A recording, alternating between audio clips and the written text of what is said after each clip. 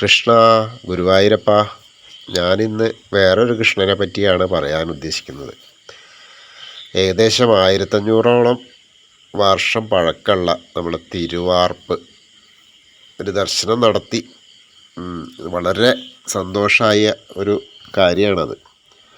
അപ്പോൾ അത് അവിടുത്തെ കാര്യങ്ങളെ പറ്റിയിട്ട് ഞാൻ നമ്മുടെ ഭക്തരോടെല്ലാവരോടും വിശദീകരിക്കാൻ വേണ്ടിയിട്ടാണ് ഈ വീഡിയോയുമായി വന്നത്. അത് ശരിക്കും കോട്ടയത്തുനിന്ന് തിരുവാർപ്പ് കുമരകം കഴിഞ്ഞിട്ട് തിരുവാർപ്പ് പഞ്ചായത്തിലാണത് ആ ക്ഷേത്രം ഉള്ളത്. 1500ഓളം വർഷം പഴക്കമുള്ള ക്ഷേത്രമാണ്. ഇതിൻ്റെ ഏറ്റവും പ്രധാനപ്പെട്ടത് എന്താണെന്ന് വെച്ചാൽ, ലോകത്തിൽ തന്നെ ആദ്യം നട തുറക്കുന്ന നിർമ്മാല്യ ദർശനമുള്ള ക്ഷേത്രം ആണ് തിരുവാർപ്പ്. അത് ലോകത്തിൽ തന്നെ കേരളത്തിൽ മാത്രമല്ല, ഇന്ത്യയിൽ മാത്രമല്ല, ലോകത്തിൽ തന്നെ. പിന്നെ അതിലും കൂടുതൽ വിശേഷം എന്താണെന്ന് വെച്ചാൽ, ഏറ്റവും പ്രധാനപ്പെട്ട ഒരു കാര്യം, തിരുമേനി മേൽശാന്തി പൂജിക്കാൻ ചെല്ലുമ്പോൾ, ഫസ്റ്റ് നട തുറക്കാൻ ചെല്ലുമ്പോൾ ഒരു കയ്യിൽ പായസം ഉണ്ടാവും, ഉഷപായസം. കാരണം എന്താ വെച്ചാൽ, നട തുറന്ന് അതുപോലെ ഏറ്റവും വേറെ ഒരു പ്രധാനപ്പെട്ട കാര്യം എന്താ വെച്ചാൽ, ഒരു മഴു കൊണ്ടുപോകും. അവിടെ തന്നെ പ്രദർശിപ്പിച്ചിട്ടുണ്ട് ആ മഴു. കാരണം ഒരു കാരണവശാലും 2 മണിക്ക് നട തുറക്കാതിരിക്കരുത്. അങ്ങനെ എന്തെങ്കിലും കാരണവശാൽ നട തുറക്കാതിരിക്കുകയാണെങ്കിൽ ആ മഴ കൊണ്ട് വാതിൽ വെട്ടിപ്പൊളിച്ചിട്ടാണെങ്കിലും കണ്ണന് പായസം നേദിക്കണം എന്നുള്ളതാണ് ഉഷപൂജ സമയത്ത്. അപ്പം അത് നമ്മളെ പറഞ്ഞ മാതിരി അറിവിനപ്പുറത്തുള്ള കാര്യങ്ങളാണ്. അത്രയും ദേഷ്യം ഒക്കെ ഉള്ള, ക്ഷീണവും ദേഷ്യമൊക്കെ ഉള്ള രൂപത്തിലാണ്. ചതുർബാഹു ആണ് ആ വിഗ്രഹമെങ്കിലും കംസ നിഗ്രഹത്തിന് ശേഷം യശോദാമ്മയുടെ അടുത്ത് ചെന്നപ്പോൾ വേഗം ഉഷപായസമാണ് കൊടുത്തത്. അപ്പം അങ്ങനെ അതിൻ്റെ ഒരു പ്രതീകമായിട്ട്, ആ ഒരു പ്രതീകമാണ് തിരുവാർപ്പിലുള്ളതും. അപ്പം അത് കാരണം അദ്ദേഹത്തിന് ഏത് സമയത്തും വിശപ്പാണ്. ആ സമയത്ത് നല്ല വിശപ്പാണ്. പിന്നെ വല്ലാതെ ദേഷ്യം വന്നിരിക്കുക. കാരണം പണ്ട് യശോദാമ്മ കണ്ണൻ കുട്ടിയായിരിക്കുമ്പോൾ കാലിങ്ങനെ വിറപ്പിച്ചുകൊണ്ടിരിക്കും അത്രേ. അപ്പോൾ കണ്ണനോട് പറയും, അങ്ങനെ വിറപ്പിക്കരുതുണ്ണീ, അത് അമ്മാവനെ കൊല്ലുന്ന അവസ്ഥയാണ്, അമ്മാവനെ കൊല്ലും നീ എന്ന് പറയത്രേ. അത് സത്യമാണ്, സത്യമായിരുന്നു. അതെന്താ വെച്ചാൽ കണ്ണൻ ഓരോന്ന് കാണിച്ചു കൊടുത്തതാണല്ലോ. വായിൽ മണ്ണ് കറച്ചിട്ട് തുപ്പാൻ പറഞ്ഞപ്പോൾ വായ പൊളിച്ച് നോക്കിയപ്പോൾ ഈ 14 ലോകം കാണിച്ചു കൊടുത്ത കണ്ണനല്ലേ. അപ്പോൾ ഇവിടുത്തെ അവസ്ഥ, തിരുവാർപ്പിലെ വളരെ പ്രധാനമായ ക്ഷേത്രമാണ്. ഏകദേശം ഗുരുവായൂരിനോളം പ്രശസ്തിയുള്ള ക്ഷേത്രം തന്നെയാണ്. അത് അഭിഷേകം നടത്തി നട തുറന്നിട്ട്, അതായത് കുളിപ്പിക്കാൻ എണ്ണ എന്തൊക്കെ തേച്ച് വേഗം വെള്ളം തലയിലൊഴിച്ച് പിന്നെ മേലൊക്കെ അഭിഷേകം നടത്തിയതിന് ശേഷം വേഗം തല തോർത്തും. എന്നിട്ട് ഈ ഉഷപായസം നേദിക്കുക ചെയ്യുക. എന്നിട്ടാണ് മേലൊക്കെ തുടച്ച് കൊടുക്കുള്ളൂ. ബാക്കിയുള്ളിടത്തൊക്കെ മേലൊക്കെ തുടച്ച് വൃത്തിയാക്കിയിട്ടാണല്ലോ പിന്നീടാണല്ലോ അഭിഷേകം ഹാരങ്ങളൊക്കെ ചെയ്യുക. ഇതല്ല, ഇത് നേരെ ആ വിശപ്പിനെ മാറ്റുക എന്നുള്ളതാണ്. അതുപോലെ ഒരു പ്രധാനപ്പെട്ടത് എന്താ വെച്ചാൽ, ഗ്രഹണ സമയത്ത്, സൂര്യഗ്രഹണത്തിന് ഒരിക്കലും നട അടക്കില്ല. അത് അങ്ങനെ ഒരു വിശേഷ കാര്യമാണ്. കാരണം ഒരു ദിവസം ഒരു സമയത്ത് സൂര്യഗ്രഹണ സമയത്ത് നട അടച്ചു അത്രേ. ആ നട അടച്ചിട്ട് പിറ്റേന്ന് വന്ന് തുറന്നു നോക്കുമ്പോൾ ഒരു അരഞ്ഞാൾ മണി താഴെ വീണ് കിടക്കുക. അപ്പോൾ എന്താ വെച്ചാൽ, ഈ കെട്ടിയിരുന്ന ഇത് ആൾക്ക് വിശന്നിട്ട് വയറ് വിശന്നപ്പോൾ തടി കുറഞ്ഞു. തടി കുറഞ്ഞപ്പോൾ ഈ ഇത് ഊരിച്ചാടിയെന്നാണ്.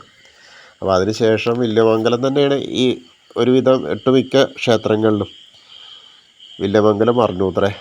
ഇനി ഒരു കാരണവശാലും ഭഗവാന് വിശപ്പാണ്, അപ്പോൾ അതുകൊണ്ട് ആ 2 മണിക്ക് നട തുറക്കണം, അടച്ചിടരുത് ഒരു കാരണവശാലും. എന്ത് തന്നെ സംഭവിച്ചാലും അടച്ചിടരുത്, 2 മണിക്ക് നട തുറക്കണം.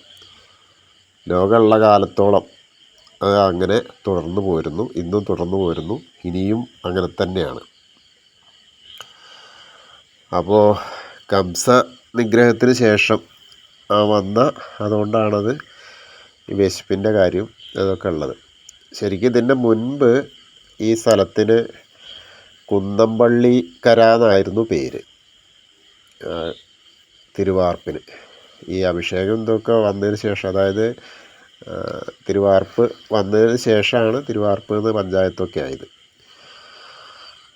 അപ്പോൾ അത് വളരെ വലിയൊരു കാര്യം തന്നെയാണ് കേട്ടോ. അപ്പോൾ എല്ലാവരും പോയ ആളുകളൊക്കെ അവർക്ക് വിവരങ്ങൾ അറിഞ്ഞിട്ടുണ്ടെങ്കിൽ അത് നല്ലത്. പോവാത്ത ആളുകൾ, ഞാൻ ആദ്യമായിട്ടാണ് ഇപ്പോൾ പോയത്, അപ്പോൾ അതുകൊണ്ടാണ് ഞാൻ നിങ്ങളിലേക്ക് ഇത് എത്തിക്കുന്നത്. അതിൻ്റെ ഒരു കഥ, വേറൊരു കഥ എന്താണെന്ന് വെച്ചാൽ, പാണ്ഡവർക്ക് പൂജിക്കാൻ വേണ്ടിയിട്ട് കൃഷ്ണൻ കൊടുത്ത തൻ്റെ തന്നെ വിഗ്രഹമായ ചതുർബാഹുവായ വിഗ്രഹം കൊടുത്ത് പൂജിച്ചു. ആ പൂജിച്ചിരുന്ന വിഗ്രഹം വനവാസകാലത്തെ, അപ്പോൾ ഇവിടേക്ക് തോന്നുന്നതിൽ പറഞ്ഞത് ചേർത്തല എന്നുള്ള സ്ഥലത്തൊക്കെയാണെന്നാണ് അത് തോന്നുന്നത്. പിന്നീട് ആ ഗ്രാമവാസികൾ ഇവരത് പോകാൻ നേരത്തെ ആ വിഗ്രഹം ചോദിക്കുകയും അവർ കൊടുക്കുകയൊക്കെ ചെയ്തു. പക്ഷേ ഗ്രാമവാസികൾക്ക് പാണ്ഡവർ പൂജിച്ച മാതിരി പൂജിക്കാൻ കഴിഞ്ഞില്ല. അപ്പോൾ അനർത്ഥങ്ങളായി. അത് കാരണം അവർ അതിനെ കായലിലൊഴുക്കി ആ വിഗ്രഹത്തെ. അങ്ങനെ ആ വിഗ്രഹം വില്വമംഗലം തിരുമേനി ഒരു യാത്ര വരുമ്പോൾ ആ വെള്ളം തടഞ്ഞു, എവിടെയോ തട്ടി നിന്നു. അങ്ങനെ തട്ടി നിന്നപ്പോൾ പരിചാരകരോട് നോക്കാൻ പറഞ്ഞ് പരിചാരകർ ഇറങ്ങി നോക്കിയപ്പോൾ ഒരു വിഗ്രഹമാണ്. അപ്പോൾ ആ വിഗ്രഹം എടുത്തു. അങ്ങനെ കുറച്ച് യാത്രയൊക്കെ യാത്ര തുറന്നപ്പോൾ അദ്ദേഹത്തിന് ക്ഷീണം തോന്നി, വെള്ളം കുടിക്കാൻ തോന്നി. അങ്ങനെ ഒരു മരത്തണലിൽ പോയിരുന്നു. വെള്ളം കുടിക്കാൻ നേരത്ത് ആ മരത്തണലിൽ ചെന്നപ്പോൾ തന്നെ ഒരു വാർപ്പിൽ ഇത് വെച്ചു, ഈ വിഗ്രഹം വെച്ചു. അപ്പോൾ പിന്നീട് പോരാൻ നേരത്ത് അത് എടുക്കാൻ കിട്ടുന്നില്ല. അപ്പോൾ അതുകൊണ്ടാണ് അതിൻ്റെ അവിടുത്തെ ഒരു ജന്മി വന്നപ്പോൾ അവർ പറഞ്ഞു ഇവിടെ തന്നെ ക്ഷേത്രം പണിതാൽ മതിയെന്ന്. അങ്ങനെയാണ് അവിടുന്ന് ആണ് ആ ക്ഷേത്രം തിരുവാർപ്പ് ക്ഷേത്രമായത്. പിന്നെ വേറെ ഒന്ന് കഥ, ദ്രൗപദിയുടെ അക്ഷയപാത്രമാണ് ആ വാർപ്പ് എന്നൊക്കെയാണ് ആ വിഗ്രഹവും. അത് വേറെയും പറയണം. എന്തായാലും മേടത്തിൽ 10 ദിവസം ഉത്സവമുണ്ട്. 5-ാമതാണ് ആനയോട്ടം. ഗുരുവായൂരത്തെ മാതിരി തന്നെയാണ്. 12 വിളക്കുണ്ട്, വിളക്കെഴുന്നള്ളിപ്പുണ്ട്. 10 വയസ്സിൽ താഴെയുള്ള പെൺകുട്ടികളാണ് എഴുന്നള്ളിപ്പ് നടത്തുക. ഞായറാഴ്ചയും വ്യാഴാഴ്ചയാണ് പ്രധാന ദിവസങ്ങൾ. പിന്നെ ഉഷപായസം ഉള്ളത് അരിയും ശർക്കരയും നെയ്യും കദളിപ്പഴവും തേങ്ങയും കൂടി കൂട്ടിയിട്ടാണ് ഉഷപായസം ഉണ്ടാക്കുക. പിന്നെ ഉപദേവതകൾ ഗണപതി ഉണ്ട്, ഭഗവതി ഉണ്ട്, ശിവൻ, ശാസ്താവ്, സുബ്രഹ്മണ്യൻ, നാഗദൈവങ്ങൾ തുടങ്ങിയവരൊക്കെയാണ് അവിടുത്തെ ഉപദൈവങ്ങൾ. എന്തായാലും എല്ലാവരും പറ്റാവുന്ന എല്ലാവരും പോയി തൊഴണം. ക്ഷേത്രത്തിൽ 5 പൂജയാണ് ഉള്ളത്. അത്താഴപൂജ എല്ലായിടത്തും അത്താഴപൂജ ലാസ്റ്റ് ഉണ്ടാവുക. പക്ഷേ ഇവിടെ ദീപാരാധനയ്ക്ക് മുൻപാണ് അത്താഴപൂജ ഉണ്ടാവുക. അങ്ങനെയൊക്കെ ഒരുപാട് പ്രധാനമുണ്ട്. അതുപോലെ ചേർത്തലയിൽ നിന്ന് അത്താഴപൂജയ്ക്ക് സമയത്ത് ചോദിക്കും, ആരെങ്കിലും ചേർത്തലക്കാർ ഭക്ഷണം കഴിക്കാത്തവരുണ്ടോയെന്ന്. കാരണം ആ വിഗ്രഹം ചേർത്തലയിലായിരുന്നു എന്നുള്ളതിൻ്റെ കാരണം കൊണ്ടാണ് പറയുന്നത്.